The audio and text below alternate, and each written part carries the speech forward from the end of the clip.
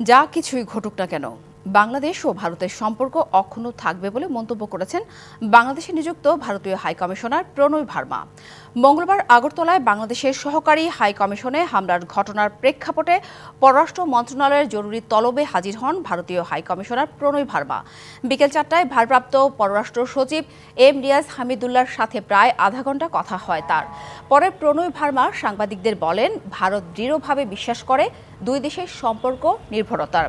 এই সম্পর্ক কখনো বাধাগ্রস্ত হবে না।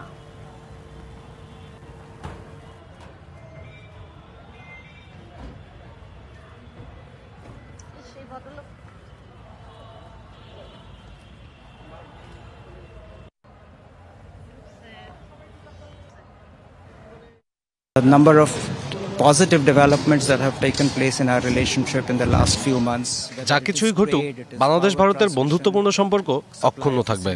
ভারত দৃঢ়ভাবে বিশ্বাস করে পারস্পরিক নির্ভরতার সম্পর্ক কখনো বাধাগ্রস্ত হবে না। We are willing to engage with the interim government of Bangladesh. এ বিষয়ে আরও বিস্তারিত জানবো আমাদের সহকর্মী ইরশাদ জাহান উর্মির কাছ থেকে। তিনি যুক্ত হয়েছেন বার্তা কক্ষ থেকে।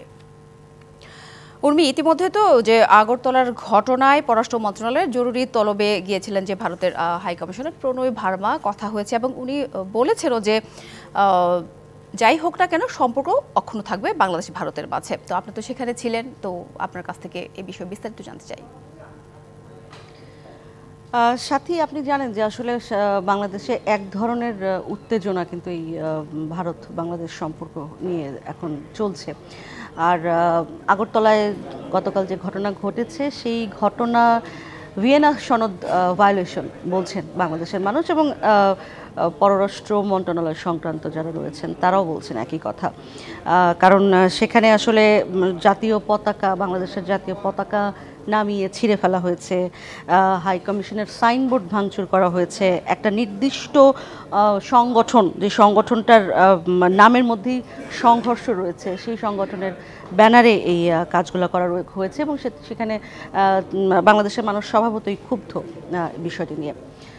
সে কারণেই এই সামন বা জরুরি তলব ভারতীয় হাইকমিশনার প্রণয় ভার্মাকে আজকে বিকেল 4টায় তাকে আসতে বলা হয়েছিল। এর আগে পররাষ্ট্র উপদেষ্টা যখন বের হয়ে যাচ্ছিলেন পররাষ্ট্র মন্ত্রণালয় থেকে, তার সাথে আমরা কথা বলার চেষ্টা করেছি। তিনি বলেছেন যে ভারতকে আসলে যা বলার আমরা তা বলেছি, এবং পররাষ্ট্র মন্ত্রণালয়ে তলব করা হয়েছে ভারতীয় হাইকমিশনারকে প্রণয় ভার্মাকে, তিনি আসবেন, এটুকু বলেই আসলে পররাষ্ট্র উপদেষ্টা চলে যান। রিয়াজ হামিদুল্লাহ, যিনি আসলে অ্যাক্টিং ফরেন সেক্রেটারি, ভারপ্রাপ্ত পররাষ্ট্র সচিব, তিনিই কিন্তু এই সামনটি করেছেন, তার সাথে আলোচনা হয়েছে। যে বিষয়টি হয়েছে যে এই সামনের পরে এই প্রথমবারের মতো, আমি যদি বলি যে আমি আমার রিপোর্টিং ক্যারিয়ারে প্রথমবারের মতো দেখলাম যে সামন কাউকে করার পর বা জরুরি তলব করার পরেও কেউ গণমাধ্যমের সঙ্গে সরাসরি কথা বলছেন কোনো হাই কমিশনার অথবা রাষ্ট্রদূত, এটি আমি মনে করতে পারি না আর কাউকে। প্রণয় ভার্মা কিন্তু দাঁড়িয়েছেন এবং কথা বলেছেন গণমাধ্যমের সঙ্গে, এবং তার কথা বলার যেই, আমি যদি তার বডি ল্যাঙ্গুয়েজের কথা বলি, এটি অত্যন্ত বন্ধুত্বপূর্ণ ছিল। তিনি বলেছেন যে আমরা শুধুমাত্র একটি এজেন্ডা বা একটি কোনো বিষয়কে নিয়ে আমাদের দুই দেশের সম্পর্ক বিরাজিত হয় না, একটি মাত্র কোনো সম্পর্ক দিয়েই আমরা নির্ধারণ করে ফেলতে পারি না বাংলাদেশ ভারতের সম্পর্ক। আমাদের আরও অনেক সম্পর্ক রয়েছে, অনেক ধরনের কোঅপারেশনের সম্পর্ক রয়েছে, মানুষে মানুষে বন্ধুত্বের বিষয় রয়েছে, সেগুলো অনেকভাবেই বাধাগ্রস্ত হয়, কিন্তু আমরা আমাদের সম্পর্ক এগিয়ে নিতে প্রস্তুত। তিনি ইন্টারডিপেন্ডেন্সি বলে একটা শব্দ উল্লেখ করেছেন, যে আমরা একে অপরের প্রতি নির্ভরশীলতা আমাদের রয়েছে ভারত এবং বাংলাদেশের, এবং সেটি আমরা এগিয়ে নিতে চাই। আমরা মনে করি না যে আমাদের যে বন্ধুত্বপূর্ণ দীর্ঘদিনের সম্পর্ক সেটি কোনোভাবে বাধাগ্রস্ত হবে, এটি অক্ষুণ্ণ থাকবে, সেই বিষয়টি আমি পরিষ্কার করছি। এখন যেটি হয়েছে যে আগরতলায় আপনি জানেন যে ইতিমধ্যেই আমাদের যে কর্মী নিশ্চয়ই বাধাগ্রস্ত হবে না, সবকিছু ঠিক থাকবে। কিন্তু আমরা ইতিমধ্যে আরেকটা খবর শুনেছি যে কনসুলার সেবা আসলে বন্ধ থাকবে, ভিসা প্রক্রিয়া বন্ধ থাকবে। এই বিষয়ে কি আপনার কাছে কোনো তথ্য আছে কিনা? আমি সেটি বলতে যাচ্ছিলাম আসলে যে ইতিমধ্যে ভিসা যে সেবা কনসুলার আগরতলায় সেটি বন্ধ হয়েছে। একটি সেখানকার যিনি উপহাই কমিশনার অথবা প্রথম প্রেস সচিবের স্বাক্ষরিত কোনো একটি প্রথম রাজনৈতিক সচিবের সাইন করা একটি বার্তা ইতিমধ্যেই এটি জানানো হয়েছে, যদিও এখনও পররাষ্ট্র মন্ত্রণালয় থেকে সরাসরি আমাদের কাছে এসে পৌঁছায়নি বিষয়টি। কারণ আসলে যেটি হয়েছে যে Vienna convention on diplomatic relation 1961, যেটিকে ভিয়েনা কনভেনশন বলে, সেটির ভায়োলেশনের কারণে আসলে একেবারে ভাঙচুরের ঘটনার কারণে আসলে নিরাপত্তাহীনতা কিন্তু রয়েছে। আমাদের সেখানে যে উপহাই কমিশনার রয়েছেন তিনি এক ধরনের নিরাপত্তাহীনতায় ভুগছেন, যার কারণে কিন্তু এই মুহূর্তে সেখানকার কনসুলার সেবা বন্ধ করে দেওয়া ছাড়া খুব একটা বিকল্প পথ বোধ হয় না। যদিও ইতিমধ্যে আপনি জানেন যে 7 জনকে গ্রেফতার করা হয়েছে। ভারত সরকার ইতিমধ্যেই এই ঘটনায় অভিযুক্ত 7 জনকে গ্রেফতার দেখিয়েছেন বা গ্রেফতার করা হয়েছে। তাদেরকে শাস্তির আওতায় আনা হবে সেই দাবি বা সেই আশা আমাদের রয়েছে। ফলে যেটি আমি আসলে আপনাকে বলতে চাই যে একটা স্পর্শকাতর একটা সম্পর্কের বা সময় আমরা দাঁড়িয়ে আছি। এটা কিন্তু কালকে পররাষ্ট্র উপদেষ্টা নিজেও বলেছেন যে 5ই আগস্টের পরে ভারতের সাথে বাংলাদেশের সম্পর্ক আগের মতো নেই, এটা স্বীকার করে নিতে হবে। এটি আসলে অস্বীকার করা বা এটা গোপন করলে চলবে না, এটি স্বীকার করে নিয়েই আমাদের এগোতে হবে।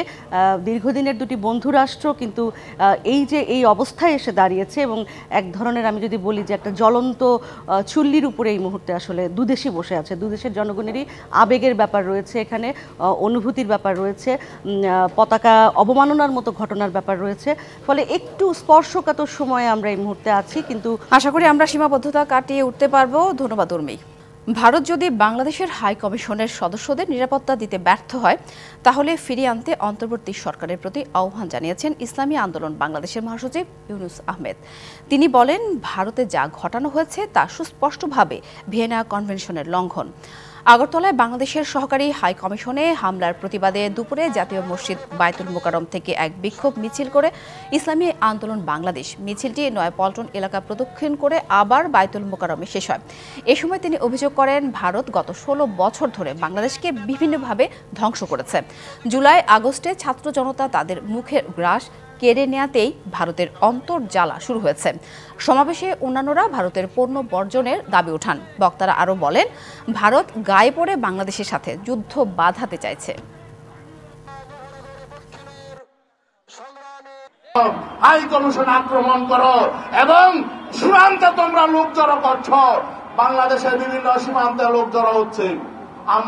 আমরা বিভিন্ন খবরাখবর আমরা জানছি, আমরা ধৈর্যের পরিচয় দিচ্ছি। মনে করো না আমাদের সৈন্য 1-1.5 লাখ, আমরা 15 কোটি। আমাদের সৈন্য বাদ খাস্তা গেল 15 কোটি। 15 কোটি মানুষের 30 কোটি হাত।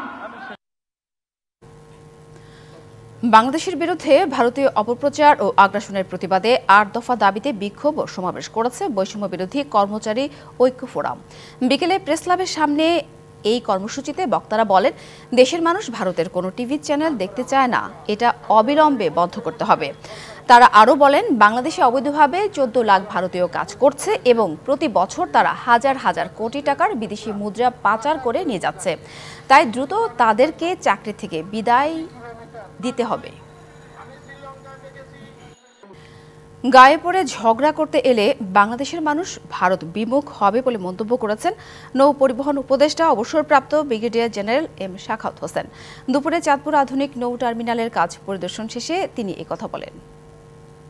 আমাদের প্রতিবেশীদের সাথে শান্তিতে থাকতে চাই, কিন্তু ওনারা যদি পায়ে পড়ে ঝগড়া করেন তাহলে বাংলাদেশের লোক তো আর কোনো দিন ওই দেশমুখী হবে না, এবং ওই দেশের প্রতি যে আমাদের একটা বন্ধুত্ব সুলভ ইয়ে ছিল, এটা খারাপ করছিল না। কারণ আমাদের দেশে যারা আছেন অন্য ধর্মাবলম্বী, তারা আমাদের না করি, আমরা তাদের ভালো মন্দ সবাই দেখছি। সরকারের কাজই হলো এটা। ভারত বাংলাদেশের সাম্প্রদায়িক বিভাজন তৈরি করছে অভিযোগ করে বিএনপির নেতারা বলেছেন, দিল্লির আগ্রাসন মেনে নেবে না জনগণ। বলেন, বাংলাদেশকে অস্থিতিশীল করতে উস্কানি দিচ্ছে ভারতের সাম্প্রদায়িক শাসক গোষ্ঠী। ত্রিপুরায় বাংলাদেশের সহকারী হাই কমিশনে হামলা পূর্ব পরিকল্পিত বলেও অভিযোগ তাদের। সোমবার ভারতের আগরতলায় বাংলাদেশের সহকারী হাই কমিশনে হামলা চালিয়ে ছিঁড়ে ফেলা হয় বাংলাদেশের পতাকা। এরই প্রতিবাদে মঙ্গলবার রাজধানীর নয়াপল্টনে বিএনপির কেন্দ্রীয় কার্যালয়ের সামনে জড়ো হন যুবদল, ছাত্রদল সহ বিএনপি এবং এর অঙ্গ সহযোগী সংগঠনের নেতাকর্মীরা। স্লোগানে প্রতিবাদ জানানো হয় ভারতের আগ্রাসনের। বের করা হয় প্রতিবাদ মিছিল। কেন্দ্রীয় কার্যালয় থেকে মিছিলটি শুরু হয়ে বিজয়নগর মোড় হয়ে আবার কেন্দ্রীয় কার্যালয়ের সামনে শেষ হয়। এই ভারতের সন্ত্রাসীরা, ইসকনের সন্ত্রাসীরা অবৈধভাবে হামলা করেছে। এই প্রতিবাদে বাংলাদেশের মানুষ এই মুহূর্তে ঘরে বসে থাকতে পারে না। পার্শ্ববর্তী কোনো রাষ্ট্র, বিদেশি শক্তি সাথে আমরা আপোষ করি না।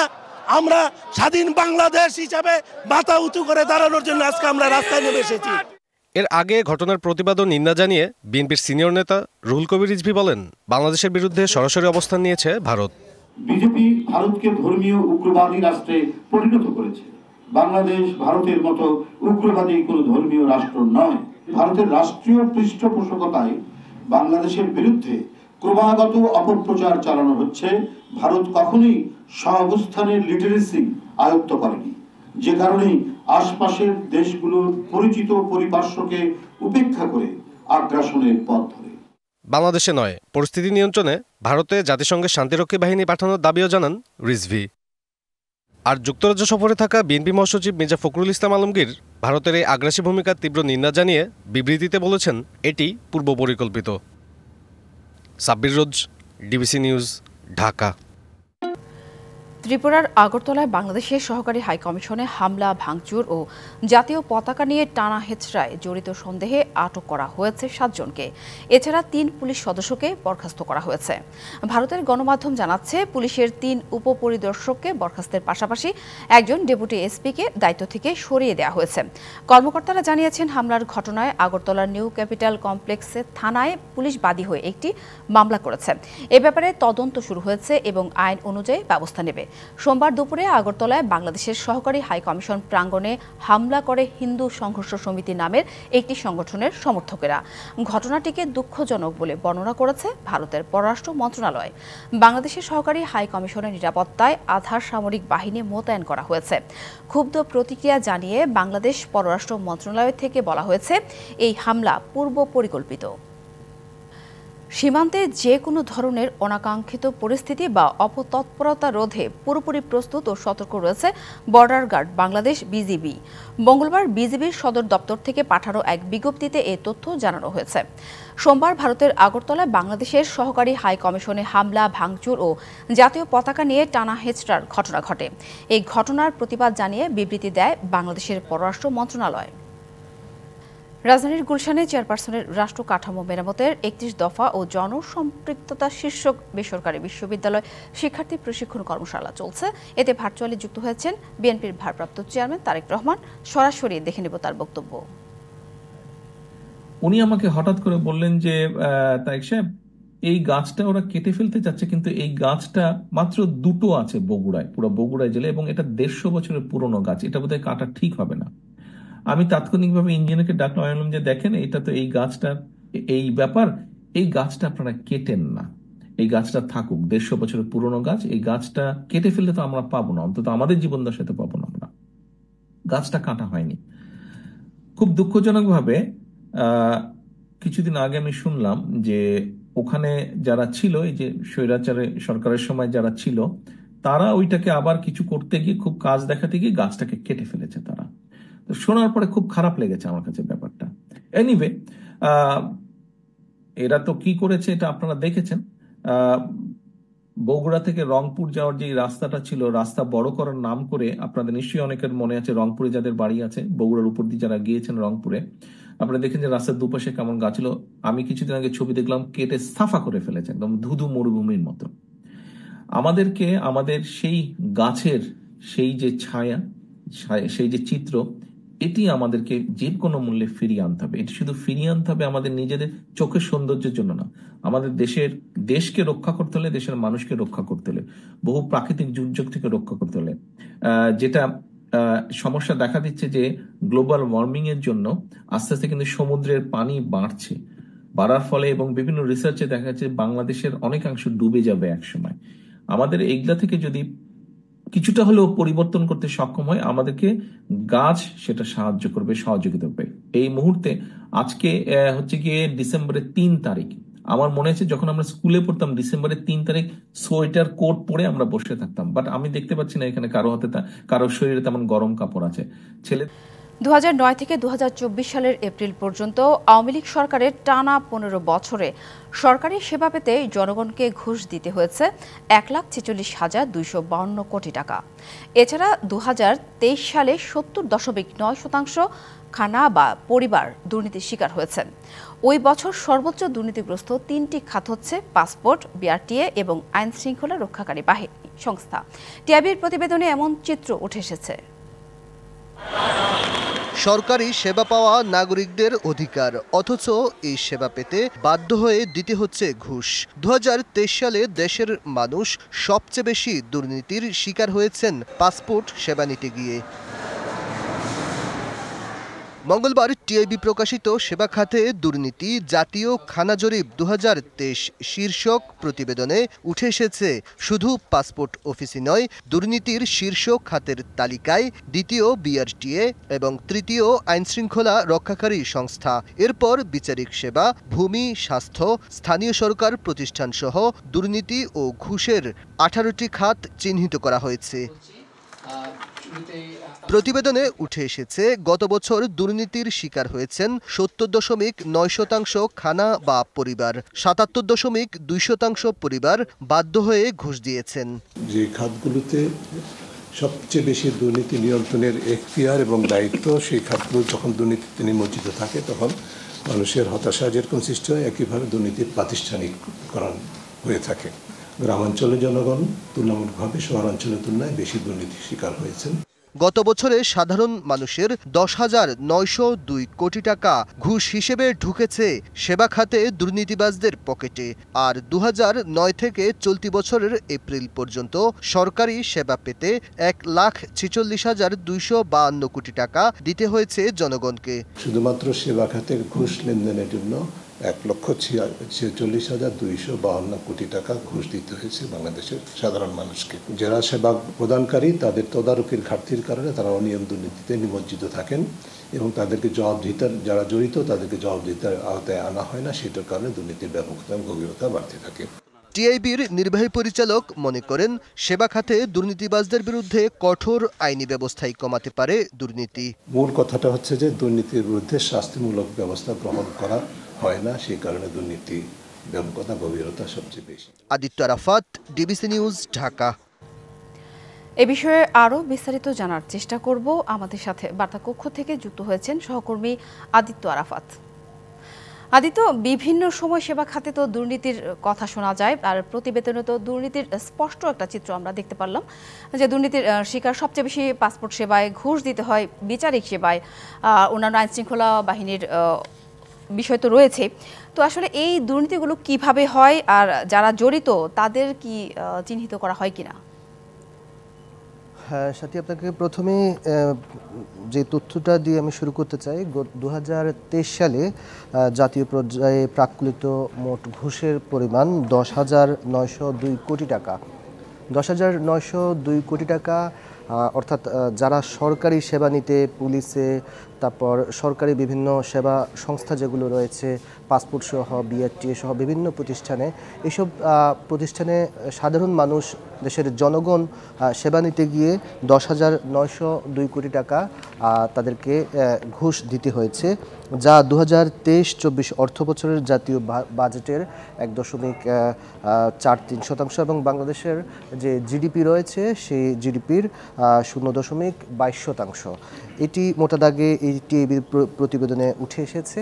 আর এখানে টিআইবির প্রতিবেদনে যেটি বলা হয়েছে যে যারা ঘুষ দিচ্ছেন তারা আসলে বাধ্য হয়ে ঘুষ দিচ্ছেন এবং টিএবির যে জরিপে বলা হয়েছে যে ৭৭% বেশি পরিবার অর্থাৎ খানা বা পরিবার তারা বাধ্য হয়ে সরকারি প্রতিষ্ঠানগুলোকে সেখানে সংশ্লিষ্ট যারা জড়িত রয়েছেন সেবা দিতে তাদেরকে ঘুষ দিতে তারা বাধ্য হচ্ছেন।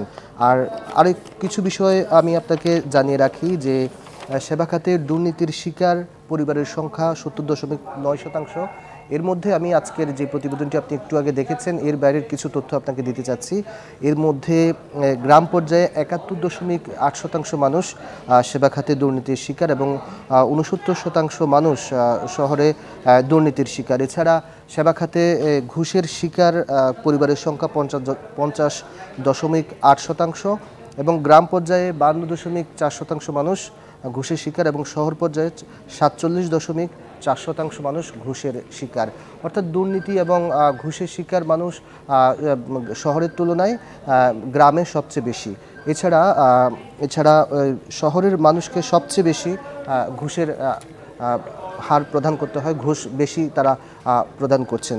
আর টিএবির প্রতিবেদনে যেটি চিহ্নিত করা হয়েছে সেটি হচ্ছে যে মোটা দাগে যে প্রতিবেদনগুলো চিহ্নিত করা হয়েছে যে সরকারের যেসব সংস্থা রয়েছে বিশেষ করে দুর্নীতির তদারককারী যেসব প্রতিষ্ঠান রয়েছে দুর্নীতি দমন কমিশন, সেই দুর্নীতি দমন কমিশন যে সেবা খাত প্রতিষ্ঠানগুলোতে দুর্নীতি দমনের জন্য এবং যারা ওইসব প্রতিষ্ঠানে জড়িত তাদেরকে বিচারের আওতায় আনার জন্য যেসব পদক্ষেপ নেওয়ার কথা সেই পদক্ষেপ না নেওয়ার কারণে প্রতিবেদন আসলে দুর্নীতি বন্ধের কোনো পদক্ষেপ নেওয়া হয়েছে কিনা আর এই পরিস্থিতিতে আসলে মানুষের আস্থাটাই বাকি আরো বেশ কিছু তথ্য দেওয়া হয়েছে। আমরা বরাবর যেটি বলে থাকি যে পাসপোর্ট, বিআরটি এবং আইন শৃঙ্খলা বাহিনী বিচারিক সেবা এর বাইরেও দুর্নীতির যে 18টি খাত চিহ্নিত করা হয়েছে সেখানে ভূমি সেবা, স্বাস্থ্য, সরকারি স্থানীয় সরকার প্রতিষ্ঠান এবং এনআইডি প্রাপ্তিতেও যে মানুষ অনিয়ম, দুর্নীতি এবং ঘুষের শিকার হচ্ছেন সেই বিষয়েও দালিলিকভাবে তথ্য প্রমাণ দেওয়া হয়েছে। বিজয়ের প্রক্রিয়া সুষ্ঠু হোক, আস্থা ফিরে পাক মানুষ, এই প্রত্যাশায় রইল। ধন্যবাদ আদিত্য। এক ব্যক্তি দুইবারের বেশি রাষ্ট্রপতি ও প্রধানমন্ত্রী হতে পারবেন না, আর নির্বাচিত সরকারের মেয়াদ হবে 4 বছর। এমন প্রস্তাব করে সংবিধান সংস্কারে 69টি প্রস্তাবনা দিয়েছে জাতীয় নাগরিক কমিটি। মঙ্গলবার জাতীয় সংসদ ভবনে সংস্কার প্রস্তাব তুলে ধরে বলা হয়, নির্বাহী বিভাগ দেখবেন প্রধানমন্ত্রী, কিন্তু নিয়োগ প্রধানমন্ত্রীর হাতে থাকবে না। সংসদে 100 আসন উচ্চ পদে হবে, বাকি 200 আসন সরাসরি জনগণের ভোটে নির্বাচিত হবে। দেশের প্রত্যেকটি বিভাগে হাইকোর্ট থাকতে হবে। বিচার বিভাগের জন্য নতুন সচিবালয় প্রস্তাব করা হয়েছে। আর মাত্র কদিন, হেমন্তকালের অগ্রহায়ণ মাস শেষ হয়ে বাংলায় শুরু হবে শীতকাল। হাওয়া লাগবে আমলকির ডালে ডালে, পাতায় পাতায়। যদিও শুষ্ক প্রকৃতি শীতের ছোঁয়ায় রুক্ষ হয়ে উঠবে, তবুও গ্রীষ্মপ্রধান এই দেশ শহরে মানুষ পাবে নতুন প্রাণ। শহর থেকে গ্রামে নব আয়োজনে হবে শীতবরণ। জলবায়ুর বিরূপ আচরণে 6 ঋতুর বৈশিষ্ট্য হারিয়ে বাংলাদেশ এখন বস্তুত গ্রীষ্মপ্রধান। সারা বছরই গরমে হাঁসফাঁস অবস্থা। এমন পরিস্থিতিতে শীতকালটা থাকে বহুল কাঙ্ক্ষিত হয়ে।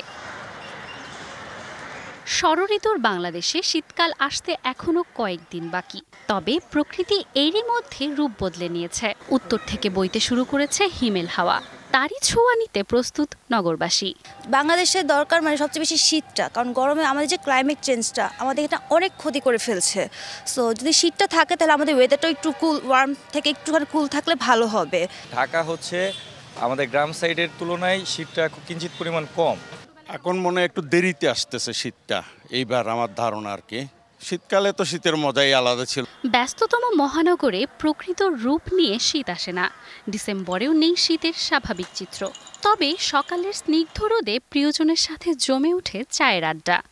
কিন্তু সকালের এই যে যাওয়ার সময় অফিসে যাওয়ার আগ দিয়ে ছোট্ট করে একটু শীত উপভোগ করা, হাজব্যান্ড ওয়াইফ দুজনে মিলে এখানে একটু এসে চা খাওয়া। ডিসেম্বর অনুযায়ী শীতটা এখনো পুরোপুরি পড়েনি, কিন্তু গরম ঠান্ডা মিলিয়ে ভালোই লাগছে। রাত আর দিনের তাপমাত্রার খুব বেশি পার্থক্য না থাকলেও কয়েকদিনের মধ্যে সারা দেশে কমবে গরম। তবে এবার খুব বেশি ঠান্ডা পড়বে না, পূর্বাভাস দিল আবহাওয়া অফিস। এই সময় সূর্য কিন্তু দক্ষিণ গোলার্ধে চলে যায়, আর সেই জন্য কিন্তু উত্তর গোলার্ধ থেকে ঠান্ডা বাতাস আস্তে আস্তে সূর্য যেদিকে থাকে ওই দিকে কিন্তু যেতে থাকে। সূর্য ভূপৃষ্ঠে তেমন কিরণ দেওয়ার সময় পায় না, রাত বড় থাকে, ঠান্ডা হয়ে যায়। শৈত্যপ্রবাহ যেটা আমরা বলে থাকি, তাপমাত্রা 10 ডিগ্রির নিচে চলে আসবে, কোথাও কোথাও চলে আসবে। এরই মধ্যে হাওয়ার দিক বদল করেছে, কমে এসেছে গরমের তীব্রতা। চারিদিকে হেমন্তকে বিদায় দিয়ে শীতকে বরণ করার প্রস্তুতি চলছে। Manjuma Afroz Nilima, DBC news.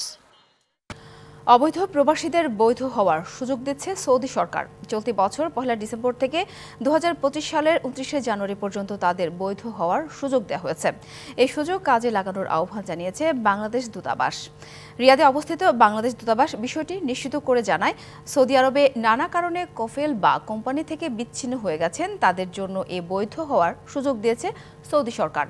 আবেদন করতে হবে নির্ধারিত 60 দিনের মধ্যে। চলতি বছরের নভেম্বর পর্যন্ত যেসব প্রবাসী এই পরিস্থিতিতে রয়েছেন তারা এই সুযোগ পাবেন। সৌদি আরব অবস্থানরত রুহুব প্রাপ্তদের বৈধ হওয়ার এই প্রক্রিয়া কেবল সৌদি সরকারের অনুমোদন পাওয়া নির্ধারিত পদ্ধতিতে সম্পন্ন হবে। তবে এর জন্য প্রবাসীদের প্রয়োজনীয় কাগজপত্র এবং প্রাসঙ্গিক তথ্য জমা দিতে হবে। প্রবাসী বাংলাদেশিদের সহায়তার জন্য বিভিন্ন তথ্য সেবা চালু করা হয়েছে বলে জানিয়েছে বাংলাদেশ দূতাবাস। হকিতে ইতিহাস গড়ল বাংলাদেশ। প্রথমবারের মতো যুব বিশ্বকাপে কোয়ালিফাই করল বাংলাদেশ অনূর্ধ্ব 21 হকি দল। ওমানের মাস্কাটে থাইল্যান্ডকে 7-2 গোলে হারালো তারা। একই সাথে পা রাখল টুর্নামেন্টের 5ম স্থান নির্ধারণী ম্যাচে। ফেডারেশনের সাধারণ সম্পাদক বলছেন, বৃহস্পতিবার দল দেশে ফিরলে সংবর্ধনা দেয়া হবে খেলোয়াড়দের। আম্পায়ারের শেষ বাঁশি বাজার সাথে উল্লাসে ভাসল বাংলাদেশের খেলোয়াড়রা। এই উচ্ছ্বাস প্রথমবারের মতো যুব বিশ্বকাপে কোয়ালিফাই করার। সাম্প্রতিক সময়ে অনেক নেতিবাচক খবরের মধ্যে হারিয়ে গিয়েছিল দেশের হকি, তারই যেন ইতি টানার প্রয়াস যুব হকি তারকাদের। এশিয়া কাপ হকিতে থাইল্যান্ডকে 7-2 গোলে উড়িয়ে দিয়ে যুব বিশ্বকাপে কোয়ালিফাই করল জয় আমিরুলরা। একই সাথে পা রাখল টুর্নামেন্টের 5ম স্থান নির্ধারণী ম্যাচে।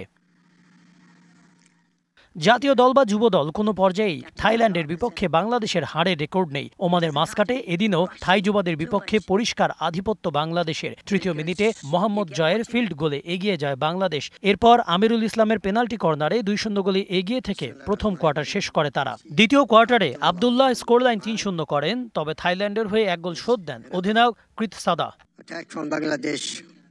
পরের 2 কোয়ার্টারে মোহাম্মদ হাসান, মোহাম্মদ খান, জয় ও আবদুল্লার গোলে বড় জয় নিশ্চিত হয় বাংলাদেশের। শেষ কোয়ার্টারে থাইল্যান্ড আরেকটি গোল করলে 7-2 ব্যবধানে শেষ হয় ম্যাচ।